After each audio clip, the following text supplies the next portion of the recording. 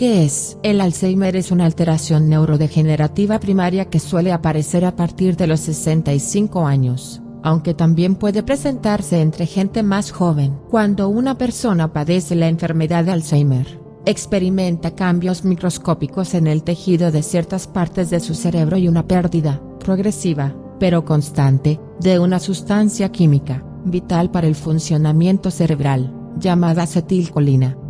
Esta sustancia permite que las células nerviosas se comuniquen entre ellas y está implicada en actividades mentales vinculadas al aprendizaje, memoria y pensamiento. Causas. El Alzheimer se produce debido a la reducción de la producción cerebral de acetilcolina, un neurotransmisor, lo que provoca un deterioro en el rendimiento de los circuitos colinérgicos del sistema cerebral. Es difícil determinar quién va a desarrollar la enfermedad de Alzheimer, puesto que se trata de una alteración compleja, de causa desconocida, en la que, al parecer, intervienen múltiples factores. Estos son algunos de los elementos que pueden aumentar las probabilidades de padecer esta patología. Edad: suele afectar a los mayores de 60-65 años, pero también se han dado casos entre menores de 40. La edad media de diagnóstico se sitúa en los 80, puesto que se considera que el mal de Alzheimer es una enfermedad favorecida por la edad. Sexo: las mujeres lo padecen con más frecuencia, probablemente porque viven más tiempo. Razas: afecta por igual a todas las razas. Herencia familiar: la enfermedad de Alzheimer familiar, una variante de la patología que se transmite genéticamente, supone el 1% de todos los casos. No obstante, se estima que un 40% de los pacientes con Alzheimer presentan antecedentes familiares. Factor genético: varias mutaciones en el gen de la proteína precursora de amiloide, AP, o en el de las presenilinas 1 y 2. También podría asociarse con mutaciones en el gen de la polipoproteína E, APOE. Esta proteína está implicada en el transporte y eliminación del colesterol. Según las investigaciones, la nicastrina activaría la producción del amiloide beta. Factores medioambientales: el tabaco se ha mostrado como un claro factor de riesgo de la patología, al igual que las dietas grasas. Por otra parte, pertenecer a una familia numerosa también parece influir en el riesgo de Alzheimer. Síntomas: en un principio, surgen pequeñas e imperceptibles pérdidas de memoria, pero con el paso del tiempo, esta deficiencia se hace cada vez más notoria e incapacitante para el afectado, que tendrá problemas para realizar tareas cotidianas y simples, y también otras más intelectuales, tales como hablar, comprender, leer o escribir. Síntomas neurológicos: la enfermedad de Alzheimer afecta a la memoria en sus diferentes tipos. Estos son los deterioros sufridos: pérdida de memoria a corto plazo, incapacidad para retener nueva información; pérdida de memoria a largo plazo, incapacidad para recordar información personal como el cumpleaños o la profesión; alteración en la capacidad de razonamiento; afasia, pérdida de vocabulario o incomprensión ante palabras comunes; apraxia, descontrol sobre los propios músculos, por ejemplo, incapacidad para abotonarse una camisa; pérdida de capacidad espacial, desorientación, incluso en lugares conocidos; cambios de carácter, irritabilidad, confusión, apatía, decaimiento, falta de iniciativa y espontaneidad. Prevención: las recomendaciones de los expertos se centran fundamentalmente en 2 puntos clave: detección precoz de los primeros síntomas, y ejercitar la memoria y la función intelectual.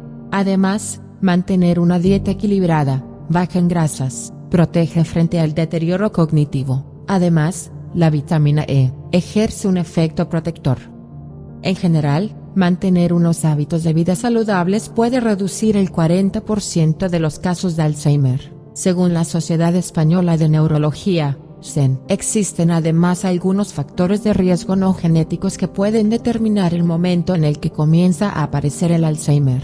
Nivel educacional: cuantos más años de formación tenga una persona, más tarde aparecerán los posibles efectos del Alzheimer, pues el haber estado ejercitando la memoria fortalece el cerebro. Salud cardiovascular: existen alteraciones del sistema cardiovascular que pueden afectar al sistema cognitivo de una persona, como la hipertensión arterial, la diabetes mellitus, la obesidad, la falta de ejercicio físico o el tabaquismo. Traumatismo cráneoencefálico: Se puede perder conocimiento en el impacto. Depresión. Puede favorecer la aparición del Alzheimer o una enfermedad vascular cerebral. El ejercicio de la memoria y de la actividad intelectual no tiene por qué ir parejo al nivel de educación o cultural de la persona. La prueba de los 7 minutos se utiliza para la detección precoz de la enfermedad, e indaga en las zonas que con más frecuencia aparecen alteradas en el mal de Alzheimer. La orientación, memoria, percepción visual y lenguaje. La prueba se divide en varias áreas. Orientación. Pide a la persona de la que sospecha estar afectada, que identifique en qué día, mes y año se encuentra. El grado menor de error es confundirse en el día de la semana o el día del mes. El mayor, una confusión en el mes o el año. Memoria. El sujeto observado tiene que identificar 16 figuras presentes en 4 láminas de imágenes diferentes. Debe indicar qué tipo de objeto o figura ha de buscar. Cuando haya identificado correctamente el objeto, se guarda la lámina y se saca otra, sobre la que se pregunta otro objeto. Al identificar las 16 figuras, se le hace descansar, pensar en otra cosa y después, se le pide que repita las 16 figuras y objetos identificados que pueda recordar. Percepción visual. Pide el dibujo de un reloj, con las manecillas marcando las 4:20. Valora el resultado, según la corrección del dibujo. Lenguaje. Para evaluar la fluidez oral, tiene que nombrar todos los animales que pueda en 1 minuto. La Fundación del Cerebro y la Fundación Española de Enfermedades Neurológicas dan en forma de conclusión una serie de medidas preventivas que se pueden llevar a cabo teniendo en cuenta todo lo mencionado anteriormente. Mantener un control de los factores de riesgo vascular. Llevar un estilo de vida saludable, siguiendo una dieta como la mediterránea y evitando las grasas saturadas. O realizar ejercicio físico durante al menos 2 horas a la semana. Favorecer la actividad cognitiva con actividades como hablar varios idiomas, tocar instrumentos musicales, leer, estudiar una carrera, realizar actividades en grupo o practicar juegos intelectuales como el ajedrez. Tipos. Dependiendo de la etapa en que se encuentre el paciente, se dan los siguientes estadios. Estadio leve. El daño de la enfermedad todavía pasa desapercibido, tanto para el paciente, como para los familiares. El enfermo olvida pequeñas cosas, como dónde ha puesto las llaves, o tiene alguna dificultad para encontrar una palabra. En esta etapa todavía puede trabajar o conducir un coche, aunque es posible que empiece a experimentar falta de espontaneidad, de iniciativa y ciertos rasgos depresivos. La capacidad de juicio se reduce y tiene dificultad para resolver nuevas situaciones y organizar actividades. Pueden aparecer signos de apatía y aislamiento y cambios de humor. Estadio moderado. La enfermedad ya resulta evidente para familia y allegados. El paciente presenta dificultades para efectuar tareas como hacer la compra, seguir un programa de televisión, o planear una cena. Ya no es solo una pérdida de memoria, sino también de capacidad de razonamiento y comprensión. En esta etapa, el deterioro avanza con bastante rapidez y los afectados pueden llegar a perderse en lugares familiares. Además se muestran visiblemente apáticos y deprimidos. Estadio grave. Todas las áreas relacionadas con la función cognitiva del paciente se encuentran afectadas. Pierde la capacidad para hablar correctamente, o repite frases inconexas una y otra vez. No puede reconocer a sus familiares y amigos. Ni siquiera se reconocen a ellos mismos ante un espejo. La desorientación es constante. Los pacientes más graves se olvidan de andar y sentarse y, en general, pierden el control sobre sus funciones orgánicas.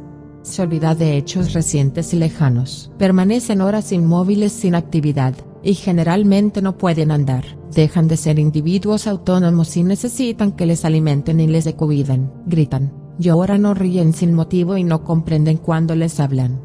En su etapa más grave surgen rigideces y contracturas en flexión, permanecen en mutismo y pueden llegar a presentar trastornos deglutorios. Muchos de ellos acaban en estado vegetativo. Existen además otro tipo de clasificaciones más extensas y que tienen en cuenta otro tipo de variables para determinar el estadio de la enfermedad en el que se encuentra el paciente.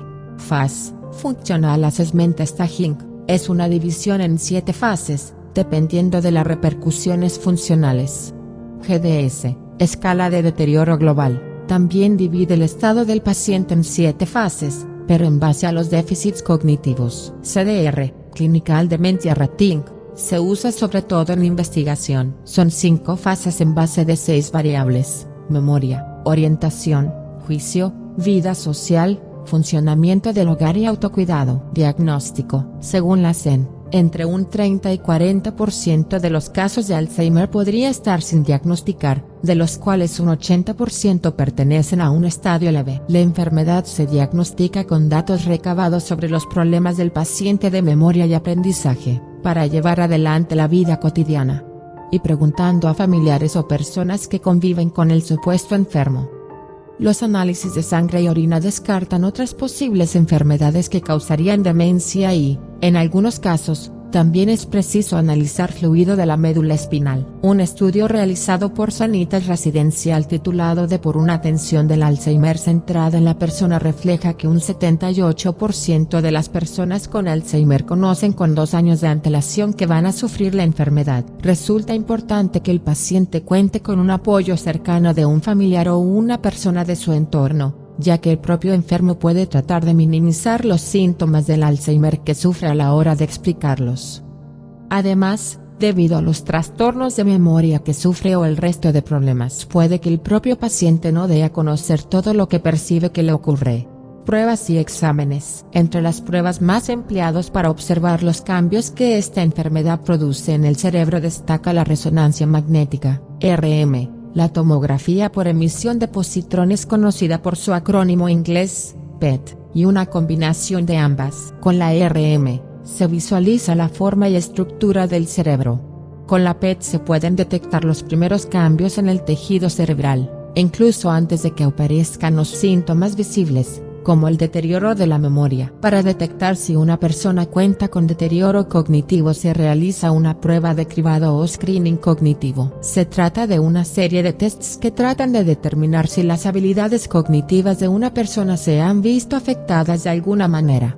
Son tests sencillos, que no implican grandes costes, y cuya rapidez en realización permiten obtener rápidamente un resultado. Algunos de estos tests son: Eurotest. Consiste en la manipulación de monedas de euro para estudiar la memoria o la capacidad para manejar dinero. Exploración neuropsicológica mínima en demencias. Consiste en 7 pruebas con diferentes fines. Memory Impairment Screen, para la memoria verbal. Test de los 7 minutos. Es una prueba que permite diagnosticar la enfermedad de Alzheimer en las primeras fases y en pacientes de todas las edades, midiendo la orientación temporal, la capacidad del paciente para recordar y aprender, la fluidez del lenguaje y su habilidad para realizar un dibujo. Clasificación histológica. El Alzheimer presenta un cuadro histológico en el que se puede observar áreas de los lóbulos frontotemporales atrofiadas, así como pérdida del tejido cerebral. Esto provoca una hidrocefalia ex vacuo, agrandamiento de los ventrículos. Además de esto aparecen ovillos neurofibrilares en el citoplasma de las neuronas. Cuantos más ovillos hay,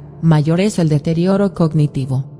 También se puede detectar Alzheimer con la aparición de placas seniles o neuríticas, conjunto de proteínas, un depósito amiloide vascular, aumenta la probabilidad de que los vasos cerebrales se rompan, o cuerpos de Hirano. Se desconoce su efecto. Tratamientos. La enfermedad de Alzheimer es una patología de evolución lenta. Desde que aparecen los primeros síntomas hasta que se inicia una etapa de mayor gravedad pueden pasar años, dependiendo de cada persona, entre 5 y 20. Por el momento no existe ningún tratamiento que revierta el proceso de degeneración que comporta esta enfermedad. Sin embargo, sí se dispone de algunos fármacos que pueden retrasar, en determinadas etapas de la enfermedad, la progresión de la patología. Se utilizan los anticolinesterásicos o inhibidores de la acetilcolinesterasa, fármacos que elevan los niveles de acetilcolina en el cerebro. Tacrina, donepezilo, galantamina, memantina y ribastigmina son los fármacos indicados en las primeras etapas de la enfermedad. Con estos medicamentos se mejoran las fases iniciales y moderadas de la patología, retrasando el deterioro de la memoria y la atención. En el 20% de los casos estos medicamentos pueden tener efectos adversos que causan trastornos gastrointestinales como náuseas, vómitos o diarrea. Sin embargo, no tienen ningún tipo de interacción con otros fármacos. De manera general, los anticolinesterásicos suelen retrasar medio año el deterioro cognitivo de los pacientes. Según la Fundación del Cerebro y la Fundación Española de Enfermedades Neurológicas, las tasas de efectividad son elevadas. Un 50% de los pacientes responde positivamente a la administración del medicamento, mientras que un 20% responde en mayor medida de forma positiva que la media. Por el contrario, el 30% de los pacientes no responde a la medicación. Este tipo de tratamiento se combina con otro sintomático, que se administra, a medida que el paciente va denotando diversos síntomas que acompañan al mal de Alzheimer, tales como la depresión, estados de agitación, alteraciones del sueño, o complicaciones más tardías del tipo incontinencia de esfínteres, estreñimiento, infecciones urinarias, úlceras provocadas por la inmovilidad o tromboflebitis. Para los síntomas psicóticos que suelen aparecer cuando la demencia es moderada se pueden administrar fármacos neurolépticos, aunque solo se recomiendan en casos extremos ya que también afectan a otros sistemas neuronales. La vacuna, AN 1792, se basa en una forma sintética de la proteína beta-amiloide, proteína que conforma las placas en los cerebros de los pacientes con Alzheimer y estimula el sistema inmunológico para eliminar las placas ya formadas y evitar la aparición de otras nuevas. Es importante también la disposición que deben tener aquellas personas encargadas del cuidado del paciente. Cuidar a alguien con Alzheimer puede ser complicado debido a los cambios de humor o problemas de memoria, pero si se adopta la actitud adecuada el tratamiento puede hacerse más llevadero. La Fundación del Cerebro y la Fundación Española de Enfermedades Neurológicas ofrecen algunos consejos como los siguientes.